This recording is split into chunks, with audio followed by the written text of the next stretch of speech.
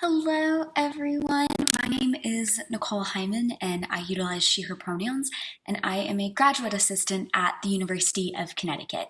I have some previous work experience in college access and college readiness, and so that's what I'm going to be chatting with you all a little bit about today, specifically about finding the right college fit and what type of things you should look for when you're creating your list of colleges that you are interested in applying to. So here on the screen, you can see we've got an agenda laid out for the next 20 minutes or so. It's going to be kind of divided into two parts. For the first part, we're going to be talking about different factors to consider when you are crafting your list of colleges that you are interested in applying to, different things that you might want to mull over and ponder through as you consider what's important to you in your college environment.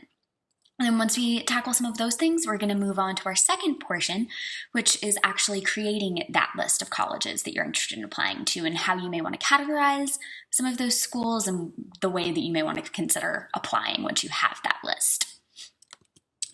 So before we really dive in any further, though, something I want to emphasize to everybody is that this is all about you.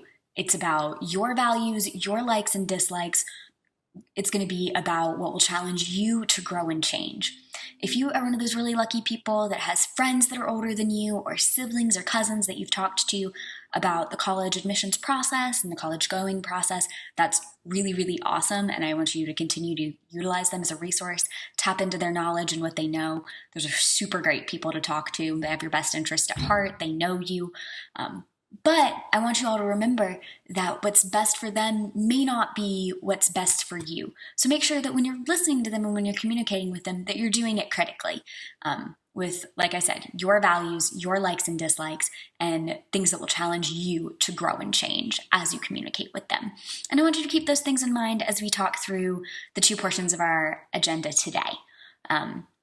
You'll find in the resource section that we've got a little activity to help you start mulling over your values. So I'd like to encourage everyone, maybe pause this video, do that worksheet before you move on. That can kind of like get the wheels turning to start thinking about things that are important to you. By no means am I saying that you don't know what your values are.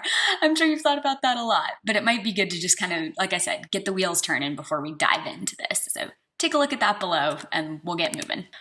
All right, y'all, so you can see here on the screen, like I mentioned, we're going to talk about factors to consider when you're choosing where to apply to college. We've got 4 different boxes, so I've kind of grouped these things into 4 different categories. By no means is this a comprehensive list of things to consider, but this will touch on a number of different things that I'd like to encourage everybody to think about. So the first box that you can see in the top left is one that I would argue is the most obvious one, the thing that you're probably like already have in your mind to think about when you're crafting your list of schools that you're interested in applying to. We've got majors and minors there.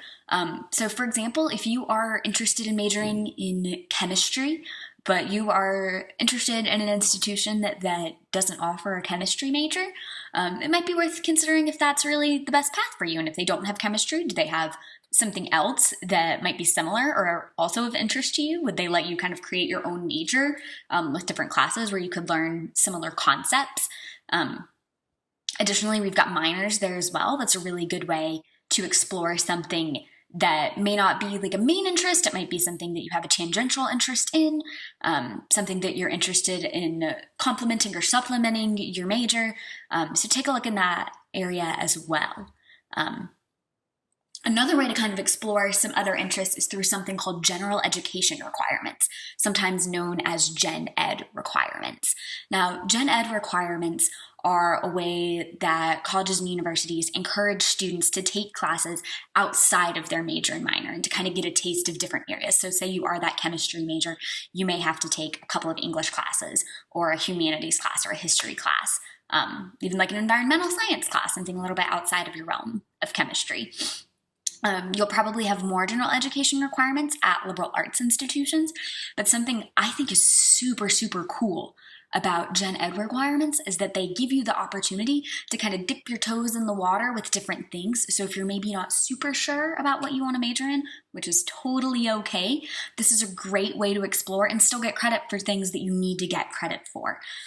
So don't look at these as a burden, look at these as a way to explore and try out new things. Different institutions are going to have different types of general education requirements, so that could be another thing in the academic realm to consider when you're crafting your list of colleges to apply to. Circling back to that, figuring out what you may want to major in idea that I just touched on, we have another workshop that I really want to encourage you all to check out called How Major Is Your Major? It's going to be a really cool resource for you all to check out when you're considering that as well. So take a look at that. Additionally, moving on to class size, larger institutions do tend to have larger class sizes.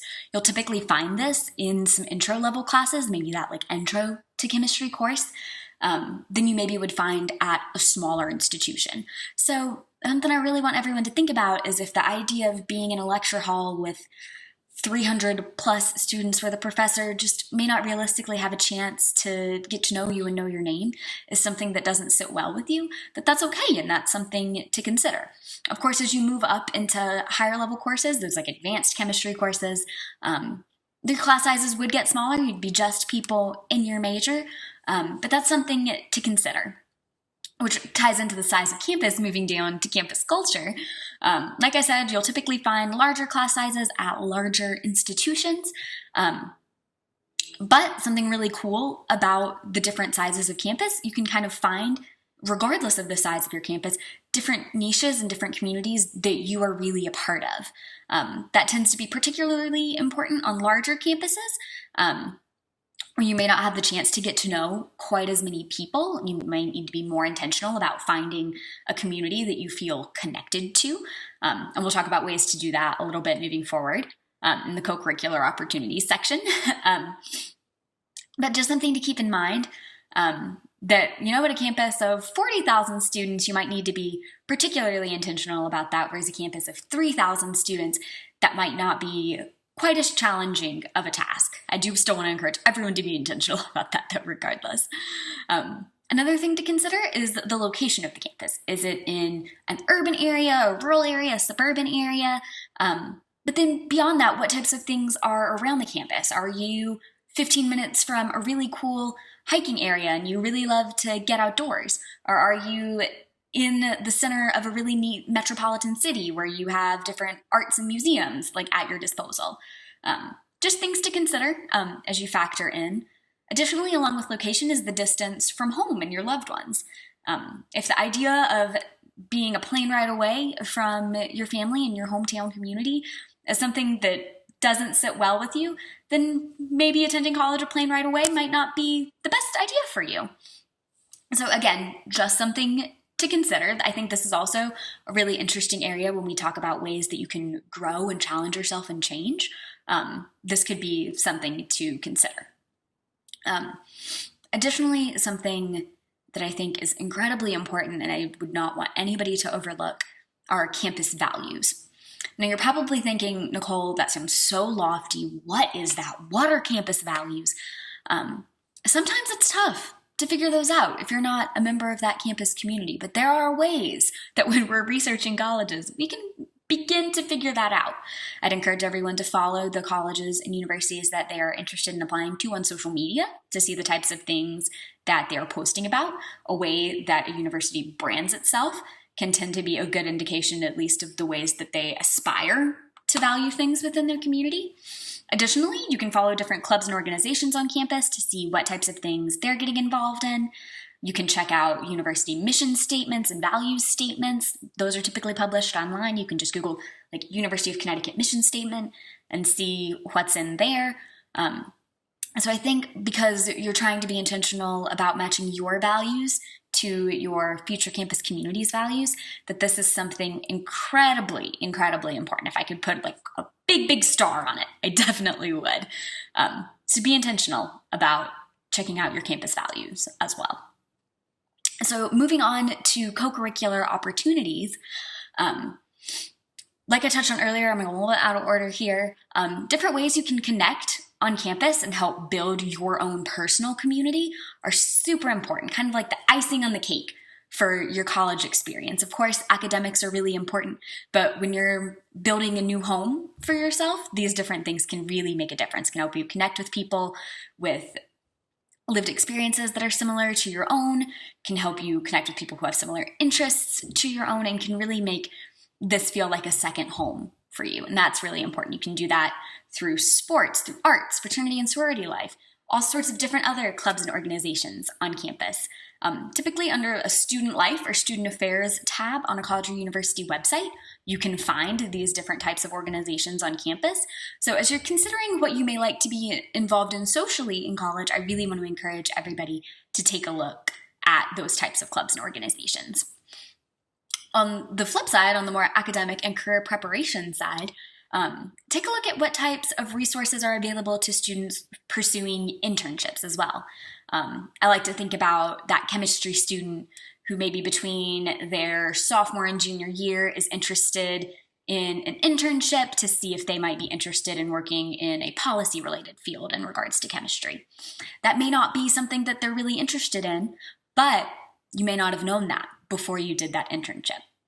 And of course, you can find internships on your own, but it's really, really helpful to have a resource on campus who can utilize alumni connections and different organizations within the community to help you secure that internship that can really beef up your resume for post-grad.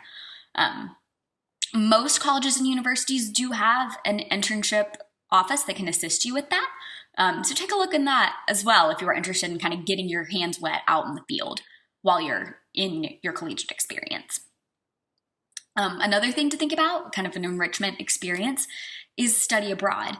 I think typically when people think about study abroad, they're thinking most specifically about being away for an entire semester, and that's absolutely the case. If that's something you want to do, that's really cool.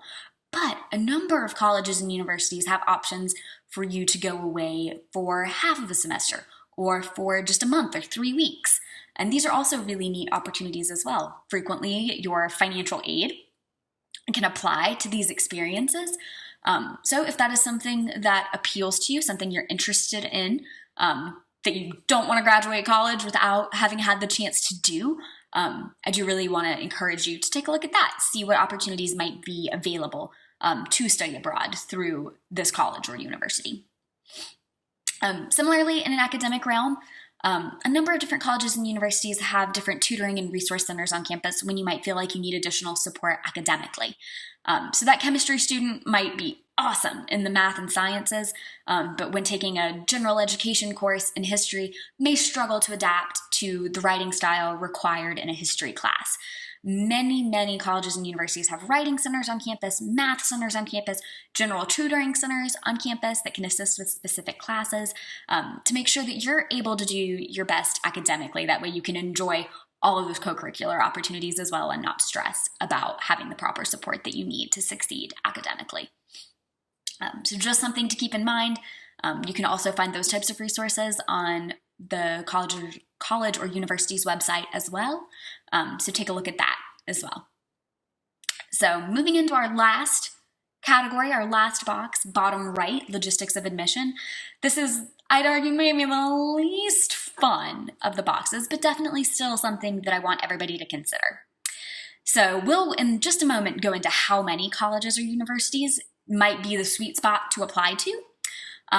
But just remember that for every college that you're interested in applying to, you actually have to go through the process of completing the application. And I found that sometimes this is where the metal meets the road with students, that you might think you're interested in 12 colleges, but then when it comes time to put in the effort to write an admissions essay or to write another supplemental question answer, that maybe the passion's not there like you thought it was. So just remember that you do have to go through the admissions process to every college or university that you apply to. So just be intentional about that. And then as well, once you do apply, you'll have a financial aid package from every school that offers you admission. So comparing those across the board and taking a look at what type of financial commitment might be required to attend that university is also something to consider. So just wanted to get that out there, and we are going to move forward into how to craft your list of schools to apply to. I think this might be something that feels a little bit overwhelming and might require a little bit of self-reflection, but I think it's really, really important to be intentional about this. So I recommend creating your list of schools into 3 categories you can see here on the screen: safety schools, target schools, and reach schools. Now, when we're talking about these, we typically are considering GPA and your SAT and your ACT scores to put schools into these categories. But consider these very fluid categories because those couple of numbers don't define you as a person. They don't define you as an applicant. They're not going to be the only things that colleges and universities look at. All they are is a good quantitative marker for us to help categorize schools, to make sure we have a good range of schools that we are challenging ourselves to be accepted to and are pretty confident that we'll be accepted to. So you can see safety schools are colleges that you're pretty certain will offer you admission because your GPA and your SAT scores are above a published average. Typically, if you Google like University of Connecticut average SAT acceptance rate, you can find like a range of that number. So that's how I would categorize a GPA or an SAT score as a safety school. I recommend applying to at least one safety school. You can apply to more if that feels right for you, but at least one. And then you can see moving on to target. I like to say that these are colleges that you're confident will offer you admission. Your GPA and your SAT scores are pretty close to the published average, maybe a little bit below, maybe a little bit above, but are typically right on target with that number. I'd recommend applying to at least 2 target schools. Again, if more feels right for you, if you have the energy to do more than 2 applications, by all means, do it. And then we get to your reach schools. And I like to say that these are colleges that you're hopeful will offer you admission. Your GPA and your SAT score are maybe slightly below those published averages, but they still have opportunities on campus that you're interested in. They are in a location that is of interest to you. So you're still interested in this college or university, but you recognize that it might be a little bit more of a reach to be offered admission here. I recommend that everybody apply to at least one reach school, but if more feels right for you, again, go for it.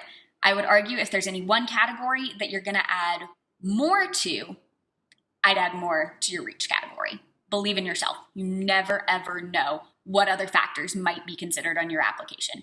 Like, again, you are more than your GPA. You are more than your SAT score. They will have admissions essays for you to look at. They'll have letters of recommendation from coaches and teachers to look at. And don't sell yourself short. You never know how that could shake out for you. So again, craft your school list into those 3 categories, a minimum of 4 schools to apply to, and I'd say maybe a maximum of 6 or 8. But again, it's very personal. Do what is right for you. So I'm going to wrap up there today, y'all. If you have any questions about anything we've chatted about, or you want to just chat one-on-one about colleges or different traits of colleges that might be a good fit for you, please, please, please feel free to email me. Happy to communicate via email. We could set up a time to talk on the phone or via Skype. Would love to connect and help you craft your list of schools. So if there are any ways that I can be of support, please do let me know. Thanks so much, y'all.